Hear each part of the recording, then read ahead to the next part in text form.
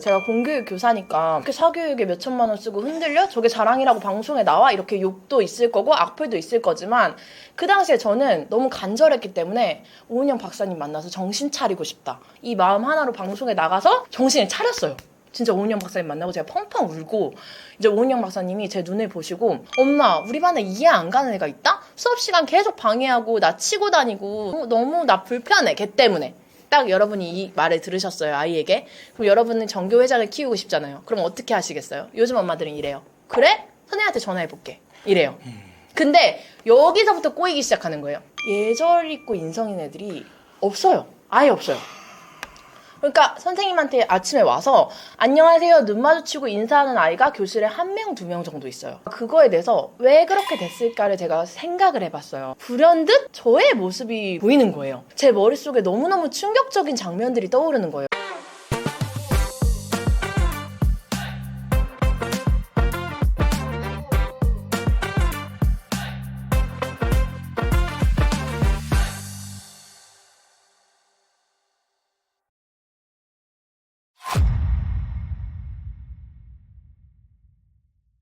안녕하십니까. 실천할 수 있는 교육 인사이트만 드리는 가든 패밀리 브루스 PD입니다. 여러분, 오늘의 가든 게스트는요, 초등 입학 준비의 저자이신 정서진 선생님을 모셨습니다. 안녕하세요. 안녕하세요. 저는 12년 동안 교육 현장에서 아이들 가르쳐 왔고 교육부에서 함께학교 운영지원단 1, 2기로 활동하고 정부 유튜브에 현장 전문가로까지 출연했던 지금은 교육 인플루언서로 활동하고 있는 정서진 작가라고 합니다. 안녕하세요.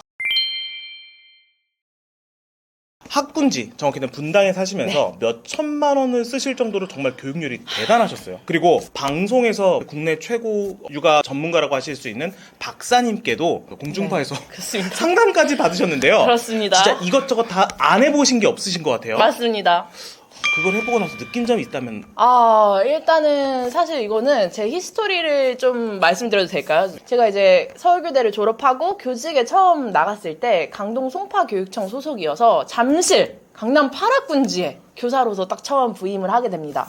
근데 거기서 아이들이 공부에 선행에 너무 힘들어하는 모습을 많이 봤어요. 이제 4, 5, 6학년 아이들 같은 경우는 잠을 거의 못 자는 아이들도 많았고 가출한 아이들도 있었고 어떤 경우까지 봤냐면 이제 가출해서 저랑 아이 부모님이랑 같이 이 아이를 PC방에서 발견했는데 다음날 이제 막 골프채로 너무 많이 맞아서 와서 앉지를 못하고 이제 그 아이가 사실은 공부를 되게 잘했어요. 너무 명석했어요. 교실에서 봐도. 근데 이제 3수, 4수까지 가는 경우를 봤기 때문에 나는 절대로 자식을 공부 때문에 괴롭히지는 말아야겠다. 행복한 아이로 키워야지. 그랬는데 막상 이제 제가 임신을 하니까 내 아이는 다른 것 같아. 뱃속부터 얘가 내 말을 알아들어. 제가 오늘 잘 잤니? 이러면 바로 이렇게 두 번 뚝뚝 하고 대화부터 다른 거예요. 평범하면 그렇게 분명히 안 키우려고 했거든요. 남편 퇴근하고 집에 오면은 큰 소리로 책 읽어. 이렇게 하면 애한테 안 들린다고. 그때부터 뭔가 씌어서 미쳐가기 시작하는 거예요. 네네. 근데 이제 학군지고 이제 분당이다 보니까 더. 주변에 그런 엄마들이 많았어요. 몬테소리 뭐 이제 방문 영사님 모셔가지고 2천만 원씩 결제하고 뭐 그런 삶을 살게 된 거죠. 그래서 그런 삶을 살다 보니까 어느 순간 제가 현타가 딱 오는 사건이 있었어요. 뭐예요? 아이가 대치동에 있는 가장 유명한 유치원에 입학을 해야 되는데 그 유치원 같은 경우는 대학교랑 똑같다고 생각하시면 돼요. 다들 아는 G모 유치원인데 그 G모 유치원은 수시 전형이랑 정시 전형이 있어요. 이 유치원에 수시 전형으로 입학할 수 있는 어린이집을 다녀야 돼요. 그럼 그 어린이집의 학비가 막 몇백만 원이 되는 거죠. 그럼 수시 전형으로 입학하려고 3살부터 그 수시 전형을 가능한 어린이집을 보낼 것이냐? 사실 그건 조금 힘들단 말이에요. 너무 경제적으로 무리가 돼. 그럼 나는 정시 전형으로 들어가야 되는데 정시 전형으로 들어가려고 하니까 이제 과외부터 시작해서 부르는 게 값이에요. 순간적으로 이게 정말 맞나? 나에게 누군가 브레이크를 걸어줘야 되는데 고민을 하던 중에 이제 SNS 팔로워가 20명 정도밖에 없었는데 제가 그 과정을 기록해 나가고 있었어요. 이게 맞을까? 나는 행복하지 않은데 아이도 행복하지 않고 이게 맞을까? 하던 상황에서 그걸 보시고 이제 공중파 방송 작가님이 한국에 이런 부모님들이 많은데 대표로 나와서 오은영 박사님과 상담을 하면서 마음을 다잡아 주실 수 있겠냐? 그래서 그때는 사실 살짝 고민을 했어요. 제가 공교육 교사니까 이렇게 사교육에 몇 천만 원 쓰고 흔들려? 저게 자랑이라고 방송에 나와? 이렇게 욕도 있을 거고 악플도 있을 거지만 그 당시에 저는 너무 간절했기 때문에 오은영 박사님 만나서 정신 차리고 싶다. 이 마음 하나로 방송에 나가서 정신을 차렸어요. 진짜 오은영 박사님 만나고 제가 펑펑 울고 이제 오은영 박사님이 제 눈을 보시고 너무 빨리 너무 많은 것을 해주려고 하지 마세요. 제가 진짜 방송 끝나고 마이크 떼고 손 붙잡고 울었거든요. 박사님 저 진짜 열심히 키워볼게요. 하고 나서 정신을 차리고 아이 책도 많이 읽히고 대화도 많이 하고 급행열차에서 내렸어요. 근데 급행열차를 타고 제가 진짜 수천만 원을 쓰면서 타고 달릴 때 저희 아이가 5등 정도 했거든요. 극상위권에 못 갔어요. 극상위권에 가기 위해서 원짓을 다 했는데도 못 갔거든요. 급행열차에서 내리고 책 읽고 정말 여행도 많이 다니고 너무 행복하게 지내고 있는데도 5등이에요. 아, 하나 안 하나. 네, 그때는 좀 불행한 5등이었다면 지금은 행복한 5등으로 하고 있는 걸 보면서 내가 맞다고 생각하는 교육의 방향으로만 가도 아이는 정말 자기의 최고의 역량을 발휘하는구나 라는 걸 너무 느꼈어요. 부모가 선의로 하는 이런 행동, 하지만 아이를 망칩니다. 아이의 잠재력을 완전히 억누릅니다. 라는 것들을 좀 꼽아줄 수 있으실까요? 네, 3가지 경우를 제가 딱 설명을 해드릴게요. 첫 번째, 인성에 있어서의 부분인데요. 이런 질문을 되게 많이 받아요. 선생님, 교실에서 반짝반짝 빛나는 아이는 어떤 아이들이에요? 이런 질문을 되게 많이 받는데 사실은 12년 전에 제가 처음 부임했을 때는 선행이 어느 정도 좀 돼 있고 발표를 좀 많이 하고 교육적으로 좀 앞서 있는 아이들이 좀 두각을 나타냈던 건 사실이에요. 근데 이게 코로나를 겪으면서 SNS가 발달되면서 모두가 선행을 하고 모두가 갑자기 똑똑해지다 보니까 그럼 요즘 교실에서 반짝반짝 빛나는 아이들은 어떤 아이들이냐?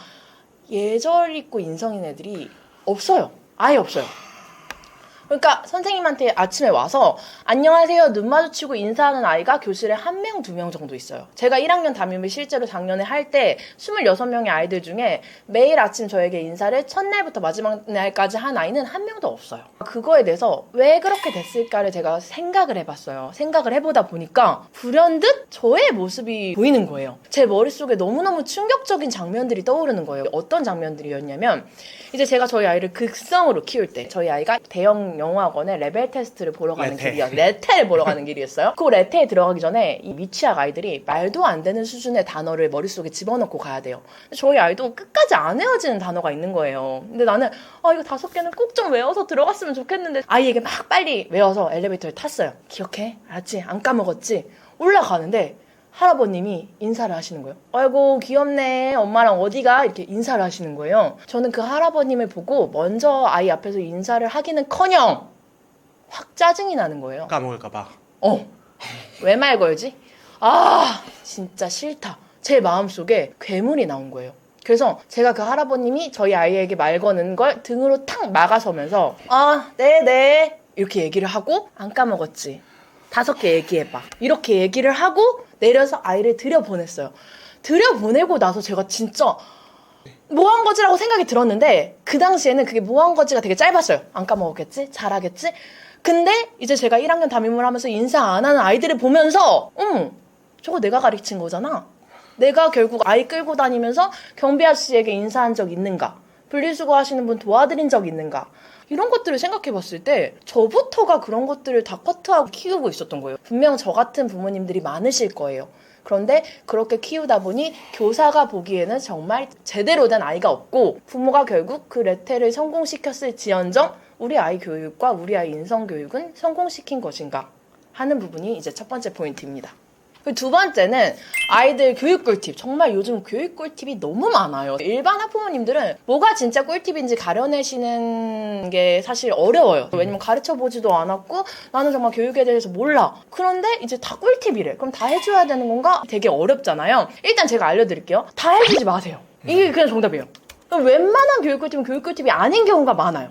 예를 들어 교과 수록 도서를 미리 읽혀라 라는 이제 교육 꿀팁이 있었어요. 그럼 아이들이 학교에서 뭐 자신감을 가지고 발표에 참여하고 그게 어느 순간부터 되게 유행했거든요. 그래서 요즘 1, 2월에 서점에 가면 교과 수록 도서 패키지도 되게 많이 팔고 교과 수록 도서 공동구매도 되게 많이 하고 이 교과 수록 도서라는 게 주는 타이틀이 되게 커요. 교과서 수록 도서라는 거는 교과서에 수록된 작품들의 전체 도서를 말하는 건데 작품성이 당연히 있겠죠. 교과서에서 선택한 도서니까. 하니까.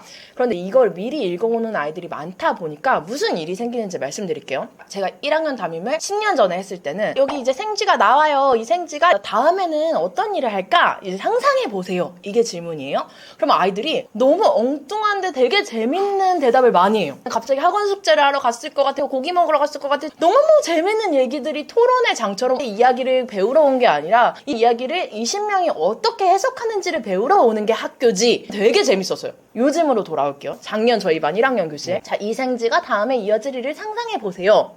치과에 갔어요. 치과에 갔어요. 치과에 갔어요. 치과에 갔어요. 치과에 갔어요. 지도서에 있는 정답에 토시 하나 안 쓰고 그 페이지를 미리 채워놓는 아이들이 5명 이상이에요. 그래서 제가 학부모총회 때 1학년 부모님들한테 미리 준비 많이 시켜오지 마세요. 이거 다른 아이들의 학습 기회를 뺏는 거예요. 다른 아이들 같은 경우에 이걸 정말 몰라요? 그러면 빵을 사 먹으러 갔어요. 이빨을 잘 닦을 것 같아요. 라고 발표를 하는데 막 잘난 척해. 아니야, 내가 엄마랑 그거 읽었는데 치과에 갔어. 내가 그거 다 공부했어. 교과서 수록 도서를 읽는 거는 오케이, 너무 좋다. 그러면 1학년 1학기 교과 수록 도서는 여름방학에 읽히세요. 2번, 3번 읽히세요. 1학년 2학기 교과 수록 도서는 겨울방학 때 2번, 3번 읽히세요. 끝나고. 자신감을 왜 미리 아는 걸로 키워줘야 될까? 자신감은 좀 다른 부분에서 키워주세요. 이 아이가 틀린 대답을 해도 좋은 생각이거든요. 저는 정답을 알려주는 앵무새 같은 교사가 됐고 다른 생각을 하는 아이가 정말 한 명도 없어요. 한 명도. 근데 현실적으로 우리 애 안 읽힐 수는 없잖아요. 다 읽혀오는데 우리 애만 대답 못하고 있으면은 그거 어떡해요. 그게 사실 진짜 맞는 말이기도 해요. 그래서 네. 저도 같은 마음으로 똑같이 나쁘게 생각하면서도 저희 아이에게 정말 달렸던 게 사실인데 제가 진짜 이거는 확신을 가지고 말씀드릴게요. 지금 배우는 거는 제가 챗 GPT라든지 정말 현대 기술이 너무너무 많잖아요. 그래서 이제 디지털 교과서가 내년부터 들어옵니다. 디벗이라는 아이가 들어와요. 디지털 벗. 친구를 끼고 살아요. 모르는 거 다 물어볼 수 있고요. 이 디벗 안에는 지식은 정말 다 있어요. 이제 지식의 세대가 아니에요. 기계가 생각할 수 없는 상상, 창의 이런 것들을 키워주기 위한 교육을 하시고 싶으시다면 미리 읽혀오지 마세요. 그리고 교과 연계 도서라는 게 있어요. 그건 뭐냐면 내가 지구를 배울 거야. 그럼 그 지구에 관련된 도서들이에요. 미리 읽히고 싶다면 교과 연계 도서를 읽히세요. 그러면 이 아이는 자신감을 가지고 나 지구에 대해서 잘 알아. 하지만 답은 몰라. 하지만 많은 것은 얘기할 수 있어. 배우고 여름방학 때 교과 수록 도서를 읽혀주세요. 제발 부탁드립니다. 제가 그렇게 정말 해요. 저희 아이 정말 읽히지 않아요. 그래서 저희 아이가 실제로 분당 학군지에 지금 초등학교 1학년인데 엄마 애들이 미리 진짜 다 얘기하고 수업 시간에 밑에서 종이 접기를 한대요. 선생님 수업을 듣는 애가 없대요. 이게 현실입니다. 아이가 학교에서 영어 숙제를 만약에 다 해왔어? 그럼 분명히 이 중에 기뻤을 부모님 계실 거예요. 잘 생각해보세요. 얘는 언제 숙제를 한 것인가? 이런 거 한번 생각해 보셔야 돼요. 세 번째는 기초 생활 습관인데요. 이 기초 생활 습관에는 정말 여러 가지가 있어요. 그래서 초등학교 1, 2학년 같은 경우는 아이들에게 교과적인 지식을 넣는 게 학습의 목표가 아니에요. 그래서 사실 3학년부터 교과목들이 들어와요. 사회, 과학, 영어. 우리가 아는 공부는 그때 시작하는 거고 초등학교 1, 2학년은 국어, 수학이 전부예요. 교과를 배우는 거는. 정말 기본적인 한글과 기본적인 수, 연산을 배우는 거고 요때 가장 큰 목표는 기초 생활 습관, 기본 학습 태도를 키워주는 거예요. 그럼 엄마들이 그럼 초등학교 저학년 때 기초 생활 습관과 기본 학습 태도를 키워줘야 되는데 더 열심히 합니다. 막 체크리스트판 사서 열심히 하고 막 해요.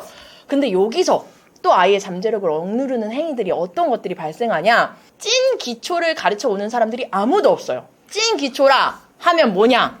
옛날에 잘 생각해보세요. 우리 클 때 엄마한테 가장 많이 들었던 잔소리. TV 봤으면 꺼라. 나갈 때 불 꺼라. 그런데 TV 봤으면 꺼라 하는 엄마 없어요. 내가 꺼줘. 문 닫고 나가라 하는 엄마 없어요. 내가 닫아줘.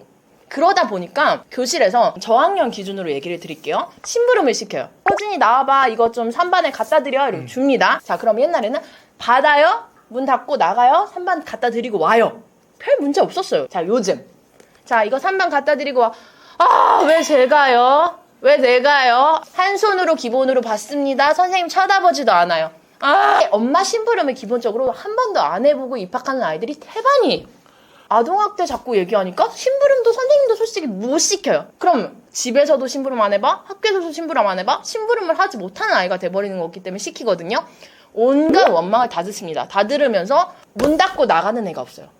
팡 열고 나 기분 나빠. 그러니까 엄마들이 내 애 기초생활습관 키워줘야지, 구글 타이머로 시간 조절하는 거 해야지, 이게 기초습관이겠지?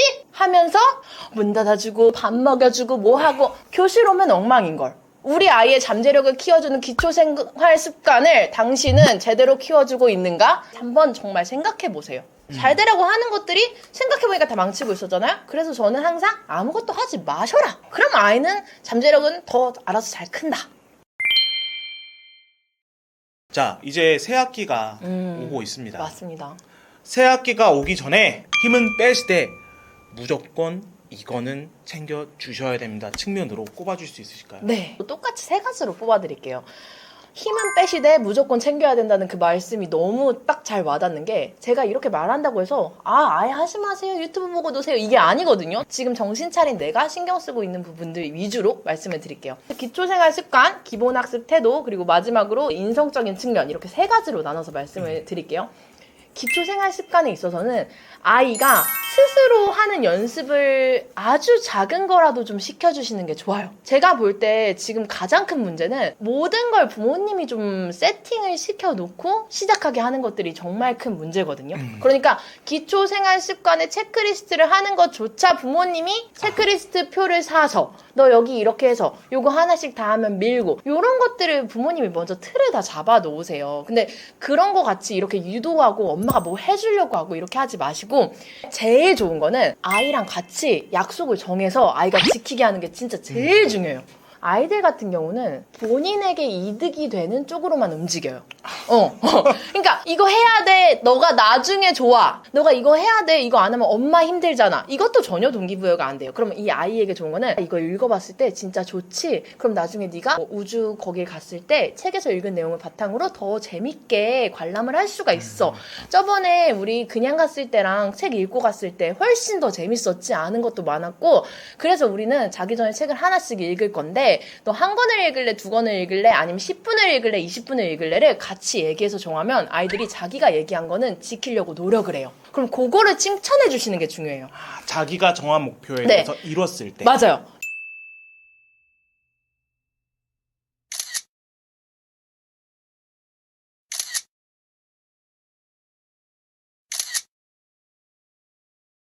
제가 제일 요즘 걱정되는 거는, 저도 학군지에서 아이들을 키우고 있다 보니까 질문이 정말 많아요. 선생님, 책은 몇 분 읽어야 돼요? 몇 권 읽어야 돼요? 이 기준을 저는 아이랑 엄마가 분명히 그 아이를 잘 알 거예요. 우리 아이는 10분도 힘든 애야, 한 권도 힘든 애야, 우리 아이는 20분은 읽을 수 있는 애야. 이거를 누군가의 기준에 맞춰서 잡으려고 하지 마세요. 정말 정답은 없고 꾸준히 10분이라도 하는 게 중요하기 때문에. 그래서 기초생활습관 같은 경우는 누군가 뭐 하라고 했어? 양치는 스스로 해야 된다고 했어? 밥은 혼자 먹어야 된다고 했어? 이런 기준을 세우지 마시고, 아이랑 같이 합의한 걸 아이가 지킬 수 있느냐, 그거를 포인트를 둬서 기초생활습관을 해주시면 좋아요. 그래서 초등학교에 제가 처음 발령이 났을 때 저희 학교에 수석교사 선생님이 계셨거든요. 수업을 정말 잘하시고 학교 운영을 정말 잘하시는 선생님이 저한테 해주신 말이 있어요. 저희 반에 처음에 딱 오시더니 10개명표, 우리 반은 이런 10개명 이런 걸 보시더니, 서진아, 너 이러면 학급 경영 못해. 네가 1년 동안 이 아이들에게 가르치고 싶은 거 딱 하나 정해. 그리고 1년 동안 그거 하나 가르치는 거야. 네가 그거 하나만 제대로 가르쳐도 너가 얘네들 습관 잡아주는 거 성공한 거야. 이렇게 말씀해 주셨거든요. 가정에서도 똑같아요. 내가 정해주는 게 아니, 여러분이 이 아이가 미래에 꼭 가졌으면 하는 역량 있죠. 부모로서 내가 너무 중요하게 생각하는 거, 그거 하나 잡아주세요. 그 하나가 바로 쓰면 다 잘해요. 고학년 때. 하나만 제대로 된 아이들은, 스스로 양치 잘해본 아이들은 스스로 밥도 잘 먹게 돼 있고요. 하나의 습관이 제대로 잡힌 아이들은 쭉쭉 잘 갈 수밖에 없어요. 두 번째, 기본학습 태도인데요. 정말 많은 분들이 엉덩이 힘 길러야 된다, 엉덩이 힘 어떻게 생각하시냐고 많이 물어보시는데, 엉덩이 힘 길러야 되는데 동의합니다. 이제 약한 ADHD부터 물리적으로 신체적으로 좀 주의력이 산만해지는 아이들이 많아요. 그러다 보니까 10분 20분씩 엉덩이 힘으로 앉아있는 연습을 하고 온 아이들이 좀 더 잘 앉아있을 수 있고, 이 아이들이 상위권으로 많이 연결되는 경우를 봤어요. 잘 앉아있지 못하고 습관이 안 잡혀있는 아이들이 갑자기 나 앉을래, 공부할래, 1시간 할래, 2시간 할래, 이게 되게 어려워요. 그래서 꾸준히 해오던 아이들이 그냥 이거 하는 건가 보다, 당연한가 보다 하는 습관이 되기 때문에, 그래서 제가 꼭 지키는 게 국어, 수학, 영어 이렇게 3가지 과목은 꼭 하루에 해야 할 분량을 아이가 하는 습관을 길러뒀어요 이미. 그거를 길릴 때 요즘 많이 쓰시는 꿀팁 중에 하나가 타이머 돌려놓고 뭐 10분, 20분, 30분 이렇게 하는 꿀팁들을 많이 쓰세요.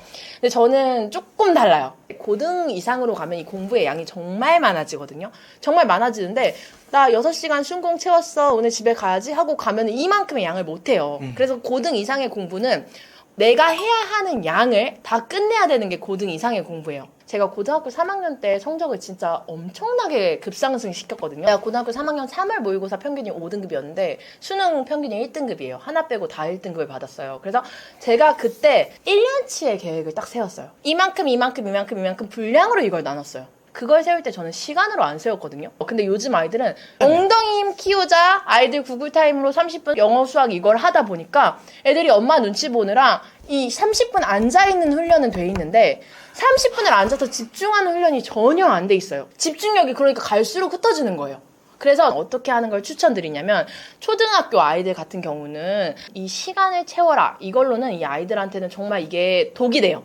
양으로 무조건 하라고 말씀을 드리는데 그럼 양을 모르잖아요. 우리가 3장이 적정 분량인지. 그래서 처음에 시작할 때는 엄마가 옆에 앉아서 얘랑 같이 풀어봐요. 그러니까 얘가 집중을 정말 했을 때 30분 동안 몇 장을 푸는지를 한번 보세요. 그러면 한 이틀 정도 해보면 평균 양이 나올 거예요. 한 3장 정도가 얘의 한계구나 집중했을 때. 그럼 얘는 3장을 해야 되는 거예요. 어느 날은 이 3장을 1시간을 하고 앉아있을 수도 있고 어느 날은 10분을 하고 앉아있을 수도 있어요. 근데 이걸 엄마가 하루 3장은 하는 거야. 우리 이건 하는 거야. 이 정도는 해야 돼. 를 계속 하다 보면 이 아이가 느껴요. 아, 집중해서 딱 끝내는 게 나한테 좋구나. 이러면 얘는 빨리 집중해서 끝내는데 여기서 포인트.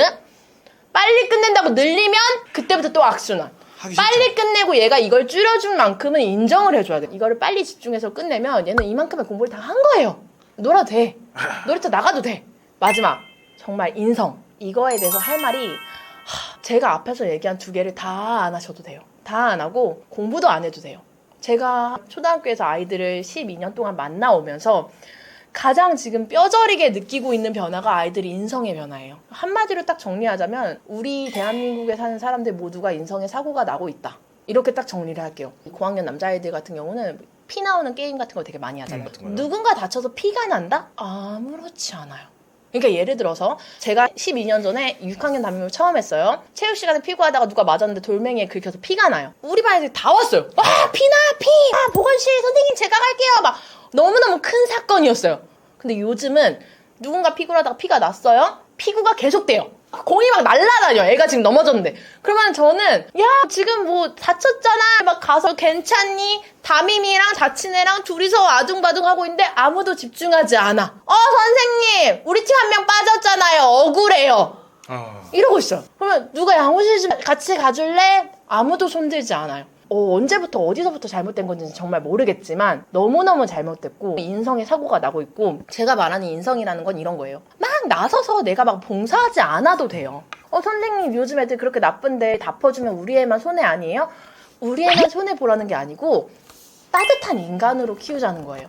그러니까 누가 지나갈 때 무겁지 않을까? 다쳤을 때 아프지 않을까?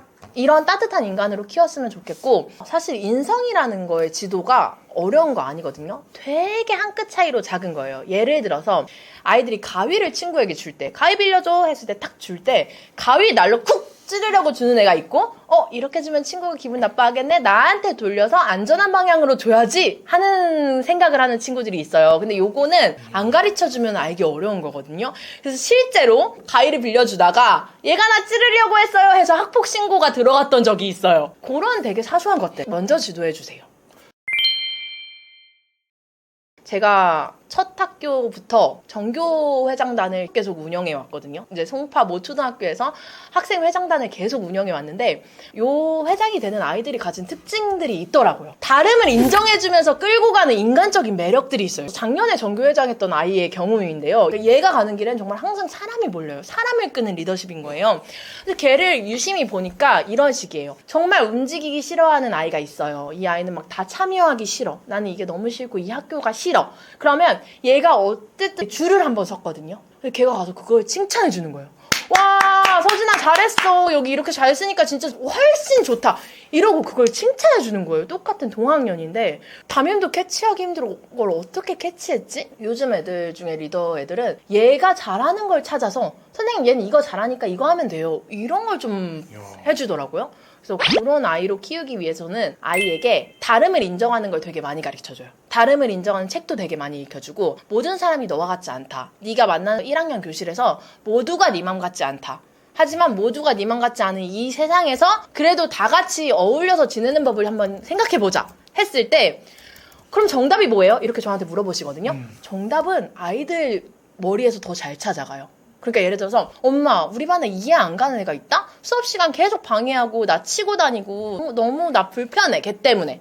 딱 여러분이 이 말을 들으셨어요 아이에게. 그럼 여러분은 전교회장을 키우고 싶잖아요. 그럼 어떻게 하시겠어요? 요즘 엄마들은 이래요. 그래? 선생님한테 전화해볼게 이래요.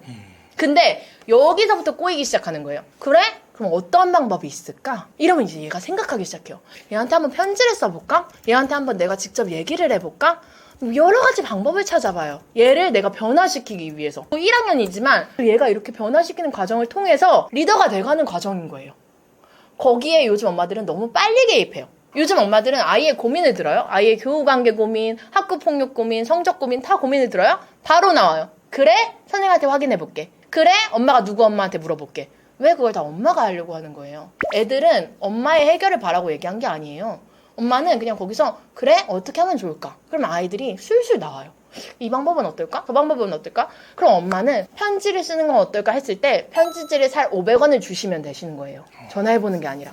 그래서 제가 전교회장단을 운영하면서 과거 진짜 많이 가고요. 다른 아이들이 되는 게 전교회장이고요. 어느 정도로 보이냐면 3월에 저희 반이 이제 5학년을 시작했잖아요. 저희 반 전교 부회장 출신인 아이는 당선도 안 됐는데 그냥 3월인데 눈에 보여요. 얘는 뭐야? 얘는 어떻게 이러지? 보여요. 엄마가 이 아이의 자립심이라든지 이런 걸 정말 많이 응원해 주셨어요. 여름방학 숙제로 나만의 발명품 만들어 오는 숙제를 제가 내줬어요. 그럼 끼케야 애들 뭐 정말 초등학교가 생각할 수 있는 수준의 발명품이었는데 얘는 그때 어떤 걸 만들어 왔냐면 컴퓨터를 할 때 컴퓨터가 뜨거워지잖아요. 그 당시에는 10년 전이었으니까 더 뜨거워졌어요. 얘가 그게 걱정되는, 싫은 거예요. 뜨거운 김이 나오는 게. 안 뜨거워지는 컴퓨터가 없을까? 엄마? 이걸 알 수가 있어요. 아이들이 과학 과제를 해오면 아 이거 엄마 코칭 들어갔구나. 학원 코칭 들어갔구나. 이거 얘가 진짜 생각한 거구나를 알 수 있는데 너무 얘가 생각한 거야. 선풍기를 붙이겠다는 거예요. 조그마한 선풍기를 붙여서 얘 열애시켜주겠다는 거예요. 근데 그게 되게 번거롭잖아요. 선풍기를 박스 테이프로 감아가지고 여름방학 끝나고 개학식 날 엄마 아빠 같이 낑낑거리면서 그걸 가져와서 발표까지 했어. 근데 저 그 장면이 아직도 인상 깊게 남아요. 이거를 이렇게 응원해주는 부모와 하나부터 끝까지 아이가 설계해서 하게 한 게 눈에 보여요. 이렇게 결과물을 만들어낸 게. 아이의 흔적이. 아이의 흔적이. 이거 선생님들이 바보가 아니면 다 알거든요. 진짜 애가 한 건지 코칭이 들어간 건지. 그래서 코칭을 안 하면 결국 잘 되더라고요. 얘의 능력이 사실 우리보다 더 크고 우리보다 무한하기 때문에 부모가 뭐 코칭해준다? 여기서 여기 한번 좀 있어 보이게 전구 연결해보는 건 어떨까? 부모 코칭이 들어가면 막 전구 같은 게 계속 연결돼요. 어른의 냄새. 네, 어른의 냄새가. 뭔가 결과물을 자꾸 보여주고 싶어 하거든요, 어른들은. 근데 그런 거는 선생님 눈에 전혀 보이지 않아요. 그러면 저도 열심히 하게 되죠. 포트폴리오 너무 열심히 쓰게 되죠. 이 아이를 너무 응원하게 되죠. 냄새가 들어간다? 마음이 좀 식어요. 냄새를 넣지 말아주세요. 선생님 오늘 정말 뜨거운 인생. 감사합니다. 제가 더 감사합니다. 영광이었습니다. 저도 영광이었습니다. 여러분 오늘 영상 어떠셨나요? 오늘 영상이 도움이 되셨다면 자 구독과 좋아요 부탁드리고요. 우리 서진쌤 유튜브 하십니다. 유튜브 채널에도 여기 띄워드릴게요. 시작했어요. 네, 많이 방문해 주시고요. 이번 신간도서 초등 입학 준비에도 많은 관심 부탁드리도록 하겠습니다. 여러분 새해 복 많이 받으세요. 감사합니다.